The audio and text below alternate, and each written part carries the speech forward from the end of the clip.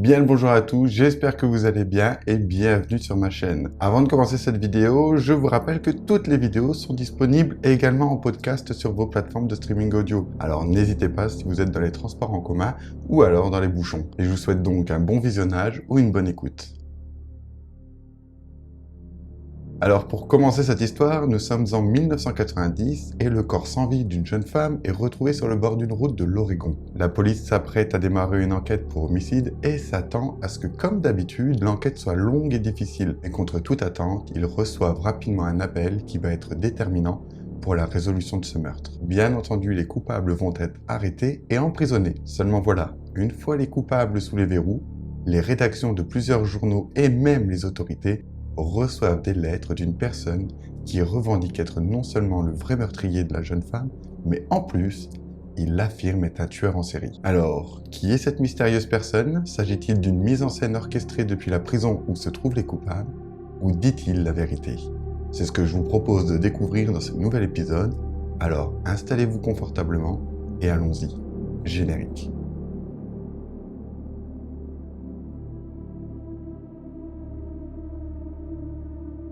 Alors, Tanya Bennett est une jeune femme de 23 ans, très souriante, qui aime faire de nouvelles rencontres. Elle est également décrite comme une jeune femme un peu simple, naïve et même voire un peu retardée selon Michelle, sa sœur. Mais pour autant, elle adore s'instruire et lire.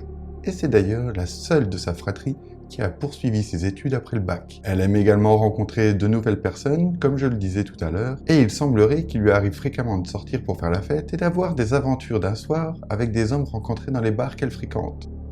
Mais le 21 janvier 1990, Tanya, contrairement à d'habitude, n'a donné aucune nouvelle à sa famille. Sa mère et sa sœur, inquiètes, décident donc de déclarer sa disparition aux autorités, mais entre-temps, un cycliste va faire une macabre découverte sur la route qui mène à Vista House, un monument, mais également un point de vue à l'est de Portland. Cette macabre découverte sera le corps sans vie d'une jeune femme se trouvant dans un ravin qui borde la route sinueuse en direction de Vista House. Les officiers du bureau du shérif arrivent donc sur place et font les premières constatations.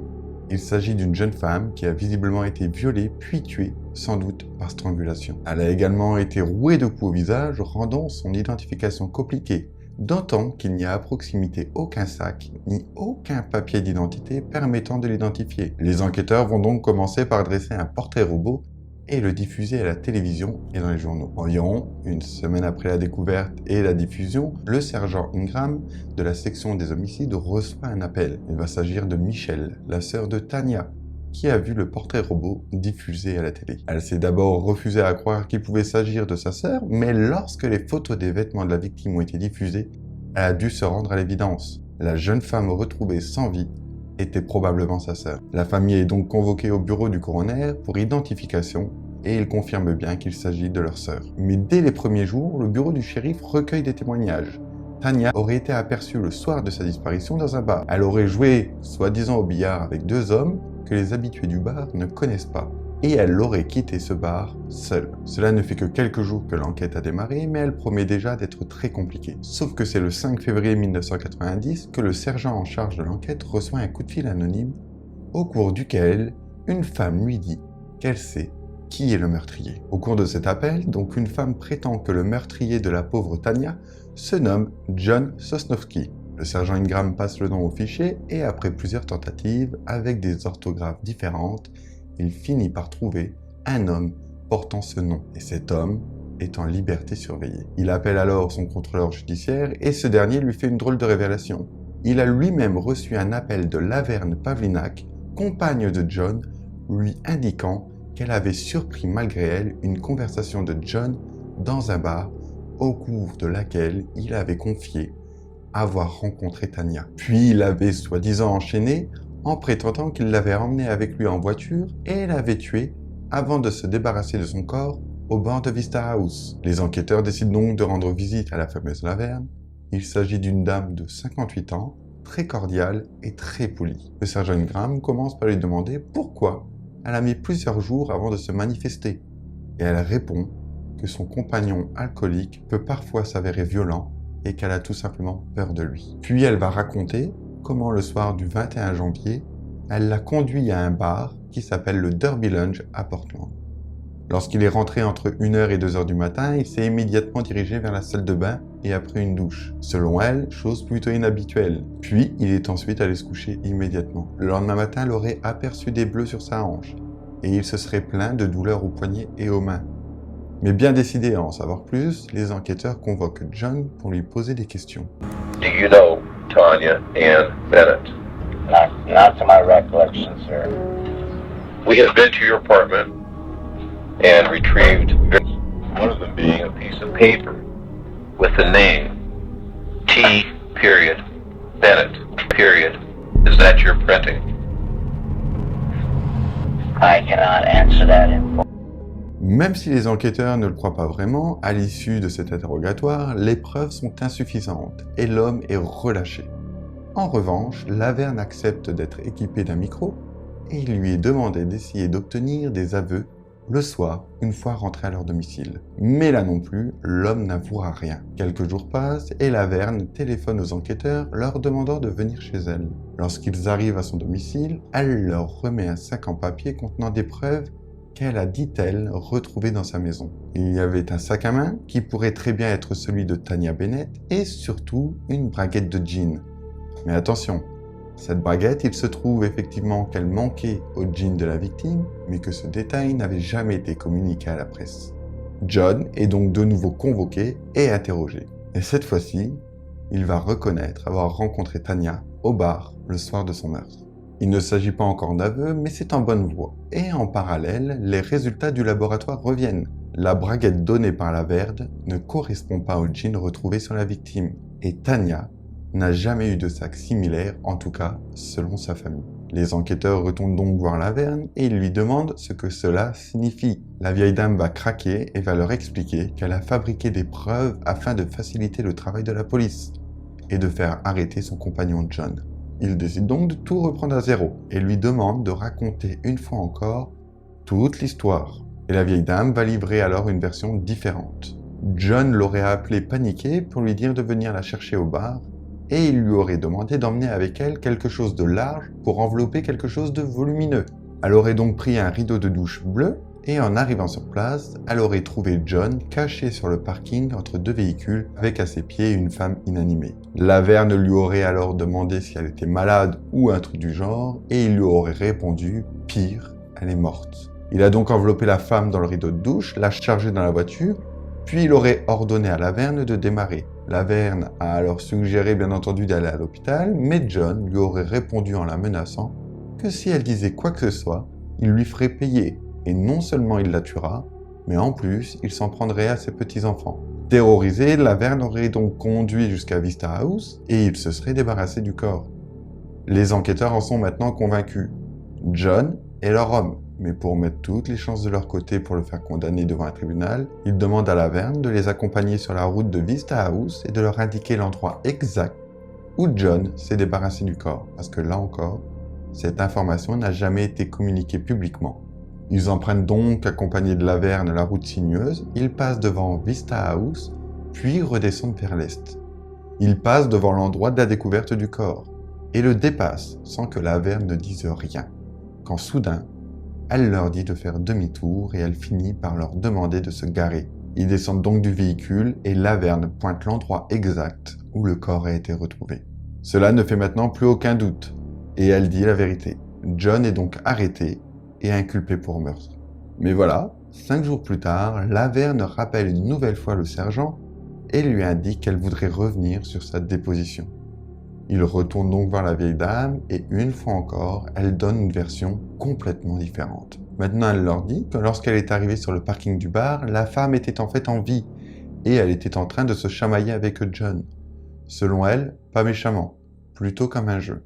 Ils sont donc tous les deux montés à l'arrière du véhicule en riant et John aurait dit à Laverne de se rendre à Vista House. Pendant le trajet, la jeune femme aurait giflé John qui a répliqué en lui donnant un coup de poing au visage. Et les deux auraient soi-disant continué à rigoler. Laverne s'est donc garée sur le parking de Vista House et elle est restée dans la voiture pendant que John et Tanya seraient rentrés dans le monument pour avoir une relation sexuelle. Au bout d'un moment, John est revenu à la voiture pour y prendre de la corde pour, dit-il, rendre les choses un peu plus excitantes. Et il aurait demandé à Laverne de l'accompagner. Il a ensuite passé la corde autour du cou de Tanya, qui semble plutôt amusé de la situation, et aurait ordonné à Laverne de maintenir la corde pendant que lui continuait ce qu'il avait commencé. Ce qu'elle avait soi-disant fait, mais en fermant les yeux pour ne pas voir son compagnon faire l'amour à cette autre femme. Et c'est alors qu'ils se seraient débarrassés tous les deux du corps à quelques kilomètres de là. C'est un coup de massue pour une Graham. La petite mamie, soi-disant avenante, gentille et cordiale, pourrait-elle être en fait une meurtrière? Ils ont du mal à y croire, et pour s'en convaincre, ils décident donc de convoquer sa fille et lui demandent à Laverne de recommencer son récit depuis le début, parce qu'ils sont persuadés que jamais elle ne racontera de telle horreur à sa fille si elle n'était pas vraie, et Laverne s'exécute devant sa fille stupéfaite. Have her tell me the story. And I looked at her again and I said, Mom, are you sure? And she goes, well, they told me I had to tell you this. Because if I told you, then they would believe me. Elle a donc à son tour été arrêtée et inculpée pour meurtre. Le procès démarre le 24 janvier 1991. Au cours du procès, Laverne essaye une nouvelle fois de revenir sur ses déclarations en expliquant qu'elle aurait fait tout ça et qu'elle aurait menti dans le seul but d'échapper à un petit ami alcoolique et violent. Qu'elle aurait commencé par un petit mensonge et qu'elle se serait ensuite sentie obligée de réenchérir à chaque fois un petit peu plus de peur que ça ne soit pas suffisant pour faire arrêter l'homme. Mais cela ne convainc ni le procureur ni le jury. Mais attention, pendant le procès, un graffiti revendiqua le meurtre de Tanya Bennett est découvert sur le mur des toilettes publiques. Mais il y est écrit 21 janvier 1990, j'ai tué Tanya Bennett à Portland. 2 personnes ont porté le chapeau, donc je peux encore tuer. Et j'ai coupé les boutons du jean comme preuve. Mais le message est ignoré parce que selon l'accusation, il est très plausible que John ou Laverne ait simplement demandé à quelqu'un de l'extérieur de l'écrire, histoire de les faire disculper. Et Laverne, malgré sa rétractation, est jugée coupable par le jury. Elle est condamnée à la prison à perpétuité avec une peine de sûreté de 10 ans. Quant à John, afin d'éviter la peine de mort, décide de plaider pas de contestation. Disons qu'il ne se souvient tout simplement pas de cette soirée et ne sait pas si les dires de Laverne sont vrais ou non. En gros, pas de contestation, c'est presque comme de plaider coupable, sauf que ce n'est pas vraiment coupable. Je sais pas trop comment vous l'expliquer, d'ailleurs je ne suis même pas sûr de l'avoir compris moi-même. Donc si jamais il y a des juristes ou des avocats qui veulent détailler un peu dans les commentaires, n'hésitez pas. Et John est donc lui aussi condamné à la prison à perpétuité. L'histoire pourrait donc s'arrêter là. Sauf que le message écrit sur le mur des toilettes publiques a bel et bien été écrit par le vrai meurtrier de Tanya. Keith Jesperson est né le 6 avril 1955 au Canada, où la famille va déménager et va partir s'installer aux États-Unis, et plus précisément à Selah, dans l'État de Washington.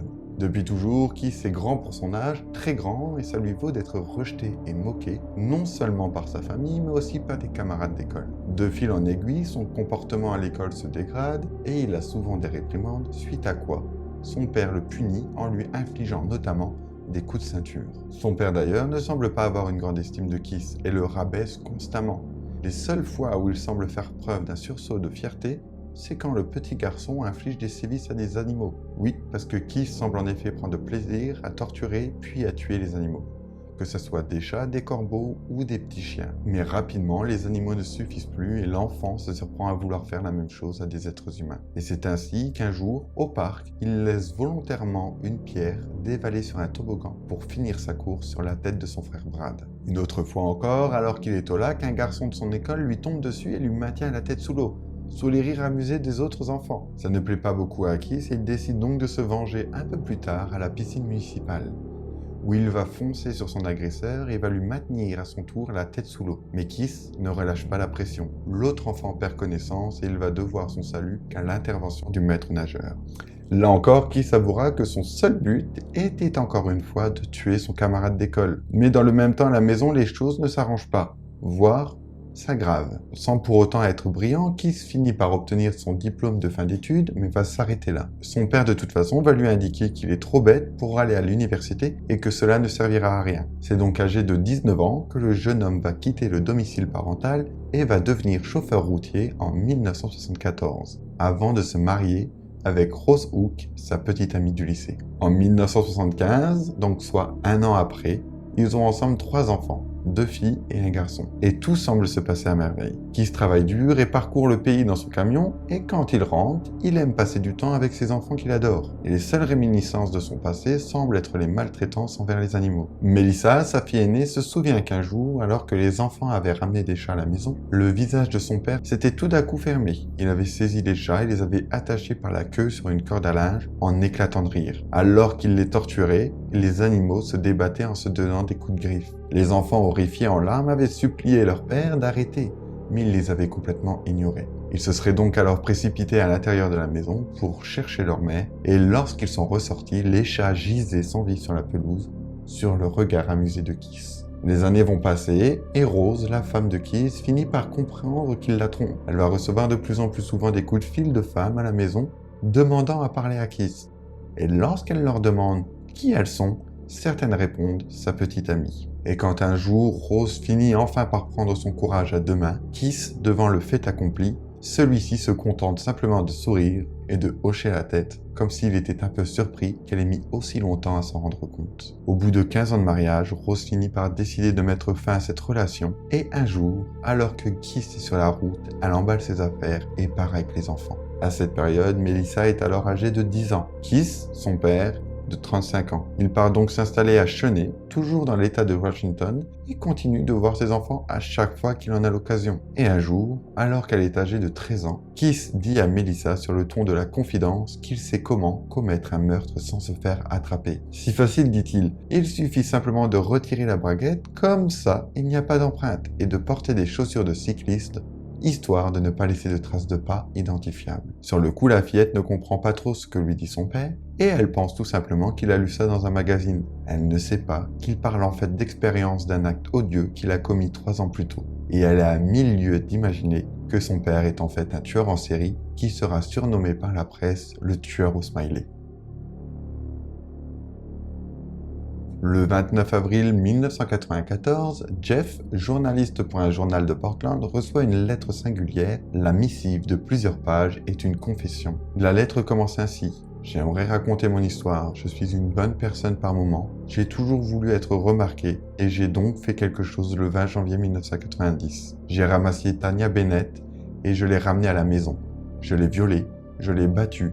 Puis j'ai mis fin à sa vie. » Mais la lettre continue, en donnant des détails sur la façon dont il a tué et dont il se serait débarrassé du corps. Et cette lettre a non seulement été envoyée au journal, mais aussi au tribunal où Laverne et John avaient été jugés, comme si son auteur ne supportait pas le fait que quelqu'un d'autre lui ait volé la vedette. Mais bizarrement, les détails contenus dans la lettre ne sont pas suffisamment convaincants pour le procureur adjoint. Certains détails semblent en effet exacts, mais d'autres ne correspondent pas. Par exemple, au rapport d'autopsie. Et le procureur adjoint va donc continuer de penser qu'il peut s'agir d'un canular ou de quelqu'un faisant ça pour tout simplement faire disculper et faire libérer Laverne et John. Sauf que la lettre ne s'arrête pas là. En plus du meurtre de Tanya et non Sonia comme son auteur l'a écrit, 4 autres meurtres sont écrits. Le journaliste va donc commencer par passer des coups de téléphone aux différents services territorialement compétents et tous répondent la même chose. Oui, le meurtre décrit correspond à l'une de leurs enquêtes en cours non résolue. Stanford, le journaliste, décide donc de rendre visite à Laverne et à John pour en avoir le cœur net. Et Laverne lui répète une nouvelle fois ce qu'elle a tenté de dire lors de son procès. Elle a fait tout ça seulement pour échapper à son petit ami violent. John, lui, est furieux et prétend que Laverne l'a piégé. Il a plaidé pas de contestation comme on l'a dit plus tôt, uniquement pour échapper à la peine de mort.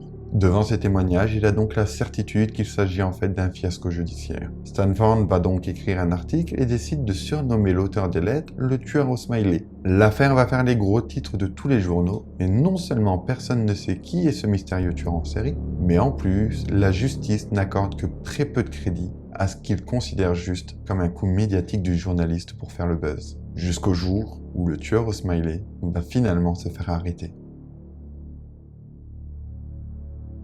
il a ôté la vie à 8 femmes entre 1990 et 1995 et sa dernière victime, Julie Winningman, était sa petite amie. Il l'aurait soi-disant tuée parce que selon lui, elle n'était intéressée que par son argent. Il l'a étranglée le 10 mars 1995 à Washougal, dans l'état de Washington, à seulement 10 km de l'endroit où il avait pris la vie de Tanya Bennett 5 ans plus tôt. 2 semaines plus tard, la police, après avoir interrogé les amis de la victime, apprend qu'elle fréquentait un homme du nom de Keith. Il est donc convoqué à nouveau et interrogé, mais ne dit rien, malgré le fait qu'il semble complètement indifférent à la mort de sa petite amie. Les enquêteurs n'ont encore une fois absolument rien sur lui, aucune preuve qui ne permette de l'inculper, et il va donc être relâché. Mais Keith, sans que l'étau se resserre, et dans les jours qui suivent, il va faire 2 tentatives de suicide, et après quoi, il va appeler les enquêteurs, et au téléphone, il leur avouera le meurtre de Julie en demandant ce qu'il doit faire maintenant. Et les enquêteurs enverront donc une patrouille pour l'interpeller. Au fur et à mesure de ces interrogatoires, Keith avouera le meurtre de 8 personnes, et reconnaîtra être l'auteur des lettres du fameux tueur au smiley. Et son ADN sera comparé à l'ADN retrouvé au dos d'un timbre,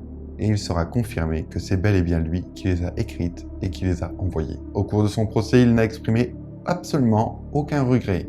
Il a même regardé les proches des victimes dans les yeux sans même sourciller. Et il a été condamné à 4 peines de prison à perpétuité. Non content de l'attention dont il a bénéficié, il aurait prétendu avoir tué au total 185 femmes. Mais seuls 8 ont été confirmés par les enquêteurs et il pense que la surenchère a eu pour simple but d'obtenir plus d'attention de la part des médias. Il y a encore beaucoup de choses à dire au sujet de cette affaire et en particulier de ses victimes. Chose que je ferai dans la prochaine vidéo, la semaine prochaine, en vous expliquant son mode opératoire et d'autres détails propres à cette affaire. À l'heure d'aujourd'hui, il faut savoir que Keith est toujours en prison où il s'est découvert une passion pour le dessin, un peu comme Samuel Little, le tueur en série le plus prolifique de l'histoire des États-Unis. Merci d'avoir suivi cette vidéo et ce podcast jusqu'à la fin. Prenez soin de vous et on se retrouve donc vendredi prochain, 18 h, pour l'épisode 2. Ciao!